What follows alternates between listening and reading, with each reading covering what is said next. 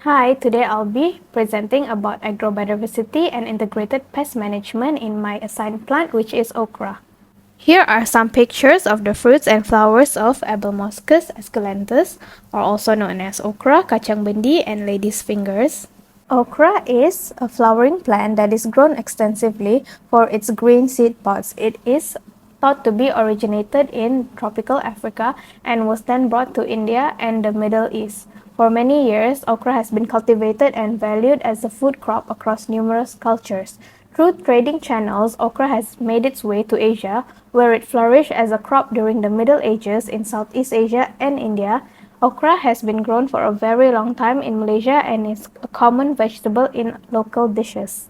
These are some of the okras before the Green Revolution. They include Perkins Longpod, which is highly productive and drought resistant, Louisiana Green Velvet, which has large and tender seed pods, high yield and drought resistance, Annie Oakley, compact and productive plant, which are resistant to pests and diseases.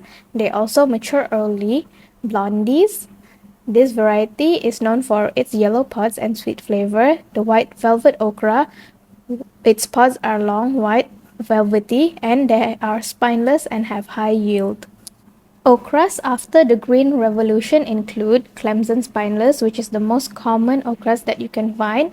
Unlike other cultivars with spiky pods, this one is distinguished by having spineless pods, which facilitate easier harvesting and processing. The Burgundy okra, which is distinguished by its deeply colored burgundy pods which are more soft and less fibrous than the conventional green okra. The jambalaya okra, it has high yield potential, resistance to common disease, and has a short growing cycle. Star of David okra, its distinctive star-shaped seed pods are what make it stand out, and because of its aesthetic values, home gardeners love it. Its potential yield is smaller than that of other types though. Cowhorn okra, it has high yield potential, disease resistance, and is well adapted to tropical and subtropical climates. The main goals of okra breeding are almost the same in all of the nation where okra is grown, which is high production, resistance to a variety of pests and diseases, and attractive harvestable fruit size and color. Modern okra are the result of a combination of manual pollination, heterosis breeding, and pedigree selection. For okra, hand pollination is the most popular technique for producing hybrid seeds. The main goal of heterosis breeding is to produce resistant hybrids that will increase output while guaranteeing its durability in the face of adversity. The International Crops Research Institute for Semi-Arid Tropics in Africa and also the National Bureau of Plant Genetic Resources in India has been attempting to preserve biodiversity of okra in their respective countries. Their objectives are almost the same, which is to gather, identify, and preserve traditional okra land races from all over their nations. The Global Crop Diversity Trust oversees the Svalbard Global Seed Vault, which contains several heritage of indigenous okra land races in its seed bank. To preserve the diversity of crops worldwide, these land races were gathered from various locations and added to the seed bank. Some examples of agrobiodiversity is intercropping with legumes. Intercropping okra with legumes like cowpea, pigeon pea, or soybean is possible. As nitrogen-fixing plants, legumes can raise soil fertility by incorporating nitrogen into the soil. Legumes and okra can be interplanted to boost yields and decrease the demand for artificial fertilizers. Another way is agroforestry.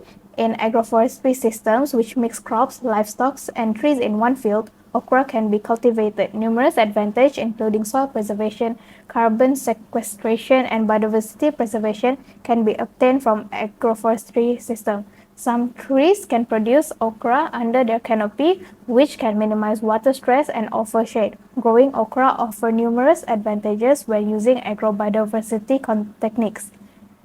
Farmers can lower their chance of crop failure due to pest disease or weather disasters by planting numerous crops in the same area. Practices that promote agrobiodiversity can also raise biodiversity, lessen soil erosion, and enhance soil fertility. Agrobiodiversity methods can lessen the negative effects of agriculture on the environment and enhance the health of farmers and consumers by lowering the demand for synthetic fertilizers and pesticides. There is worry regarding the loss of genetic variety in okra even if there is no proof of genetic contamination or genetic erosion of the plant yet. A species' ability to adapt to shifting environmental conditions and develop resistance against pests and illness depends on its genetic diversity. A number of things such as habitat destruction or the introduction of new varieties that outcompete the current one can lead to loss of genetic diversity. By creating seed banks and encouraging sustainable farming methods, it is crucial to preserve and protect the genetic diversity of okra in order to get rid of these worries. There are some integrated pest management practices for okra such as utilizing delta traps and yellow sticky, which is used globally in temperatures that are warm and humid. We can install delta and yellow sticky traps to catch whiteflies and other pests. The adult whitefly population can be effectively decreased by using these traps to catch them. We can also utilize hybrids resistant to YVMV. This is used mostly in India, where there is high humidity and a tropical environment. Planting of YVMV resistant hybrids throughout the crop's monsoon season. This method works well to lower the disease frequency of yellow vein mosaic virus in okra. The similarities between these two integrated pest management practices are that crop pests are managed using both techniques, both methods are economical, both methods are beneficial to the environment, and that pest population can be effectively decreased by both methods.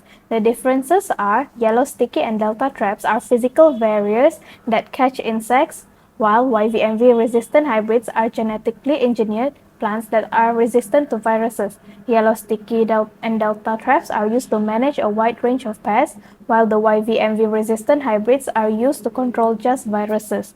Yellow sticky and delta traps are used to catch insects, while the YVMV resistant hybrids are used to stop viral infections.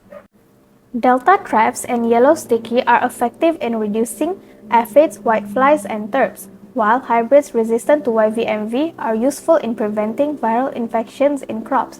Since yellow sticky and delta traps don't require chemicals, they are not harmful to the environment. YVMV resistant hybrids are less harmful to the environment since they require fewer chemical pesticides.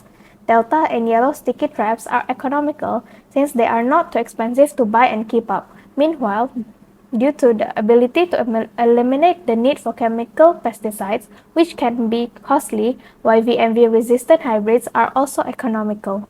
That's all from me. Thanks for listening.